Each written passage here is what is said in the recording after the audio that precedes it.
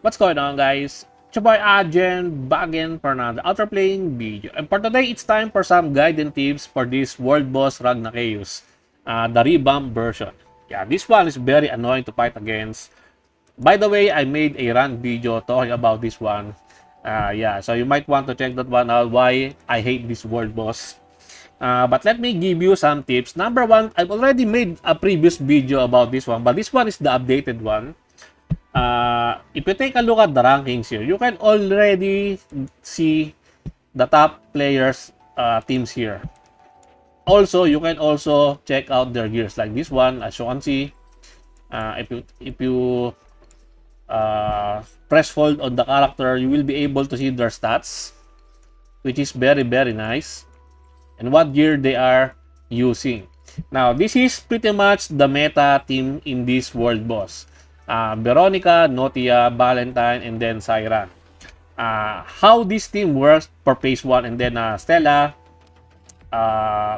Tamamo, Demi Drakan, and then Demi Blada. Now, they have their own all-purpose why they are in this team. Valentine for more CP generation, and also buffing your teams to critical hit rate, critical damage with some priority push, and then some dual attacks on your skill 1. And by having the critical rate buff means that you will have an easier time gearing your character into something like 100% critical rate, so that you can abuse the Rogue's Charm, which gives you more CP generation when you landed a critical hit. Pretty. And if you will see, they are using Rogue's Charm here, except for Siren, because she's using 2 non-attack skill. Wait, Rogue's Charm. So that is the purpose of Valentine here. Siren here is to push probably either Veronica or Notia when you needed to use them. Especially for Veronica, if you've already broken the boss will then some of the debuffs on the boss will get removed. Especially if you're relying on the taunt debuff for you to be able to bypass the defense buff of the boss. That is why she is here to push the priority of maybe Veronica or Notia. I don't know when or how do they use this one, because this team, I tried to use this team, I tried to emulate this one, but this does not work for me because of full of RNG. Yeah, full of RNG BS. Veronica is here for the taunt debuff, yeah, on her skill 1. Although it's still not yet 100%.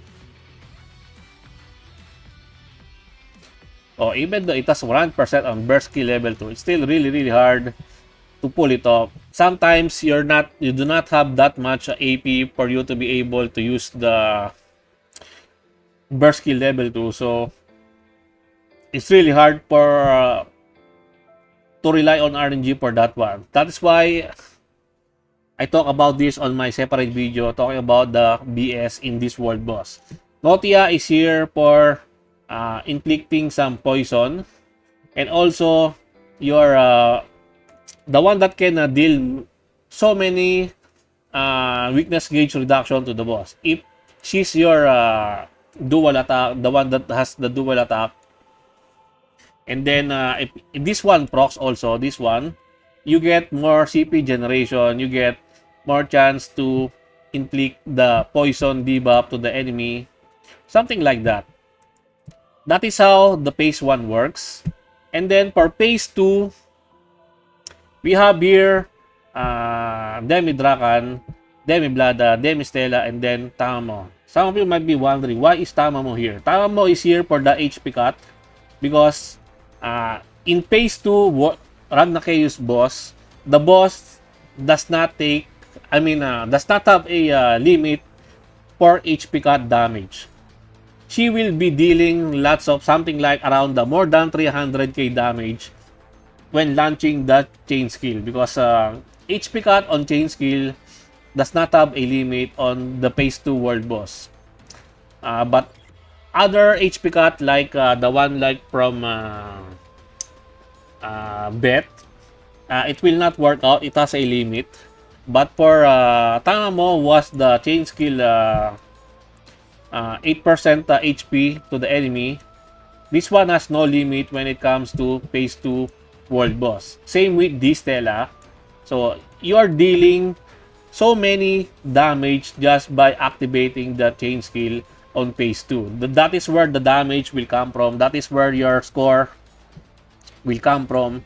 And these two alone can really amp up your damage if you have a lot of chain points save during entering the phase 2. And that is why these teams are here. Notia is built for that one. Notia is built with speed, as you can see, 286 to deal more and more, and also cycle really fast.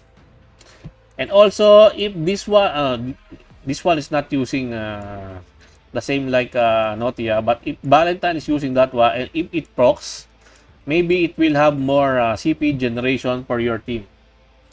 Blada is very important in this phase 2 team building. Why? Because she is the best one to strip the boss shield. If you cannot strip the boss shield, you're fucked. You will not be able to get high score in this world boss. Also, her strip is not 100%. It's also, it can be resisted. It can be resilience. So, it's part of the game. Yeah, that is why it's one of those BS things in this world boss where you've already worked hard enough on your phase 1, getting by on phase 1, and then suddenly when entering phase 2, you get cockblocked. You get cockblocked by the resilience that you cannot remove the shield. I don't know why it happens. It happens to me. Even with Combat Simulator. This one is not using Combat Simulator. Even with Combat Simulator, which gives you like this one, increased accuracy and effectiveness, it still does not it still resisted my strip when trying to strip the shield. Very annoying. Demi Drakan is here for the, I believe, the passive that you have when a defender is taking some action. That is why she's mainly here, and also she has this skill 2 to another, either skill 1, skill 2, or either chain skill, which can give you more CP gain during the course of your turn when trying to battle it out against the world boss phase 2.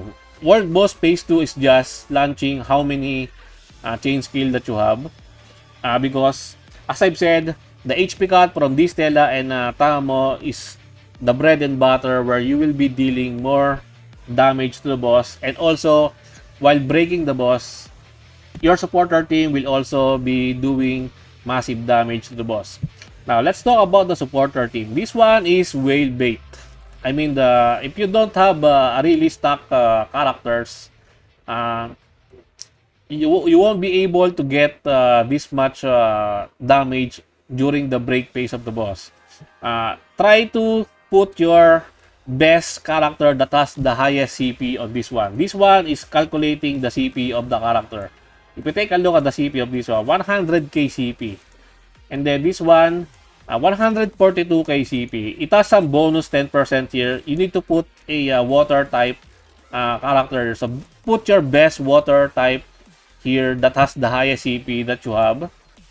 And this one, Defender, but Defender usually does not have that high CP. So just put your best highest CP here, like this one, 113k. And then for the last one, it says here it needs mage. So put your highest CP mage here, like this one, Tangamo no Mae seasonal. Very high CP. And then if you're have a really high CP, then you will be dealing lots of damage during the break phase.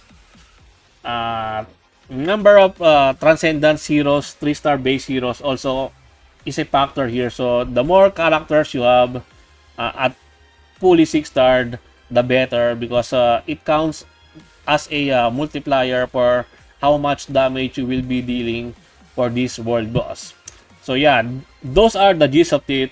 Good luck for you in trying to get into triple S tier. If you cannot get into the triple S tier, it's okay. You can just do the 2 million or the 1.2 million just to get the double S tier rewards.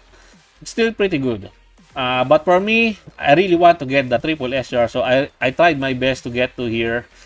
It's not meant for everyone. World boss is end game content. So yeah, if you're not already in the end game, then it's okay not to get into the triple S tier, but that's the hard truth of end game modes. You really need to have an end game account for you to be able to get to where the triple S tier rankings are. But if you have a lucky account, then maybe you can get to this point. If you cannot, or even you cannot do the SS rank in the senior league, you can rank down there are other leagues here. I think the rookie league or the junior league, something like that. Well, I think that's it for me for today, guys. I hope you enjoyed this video. Please leave a like and subscribe. I would really appreciate it if you can help me grow my channel more. And thank you to everyone who are supporting my channel. I appreciate every one of you. Until next time, peace.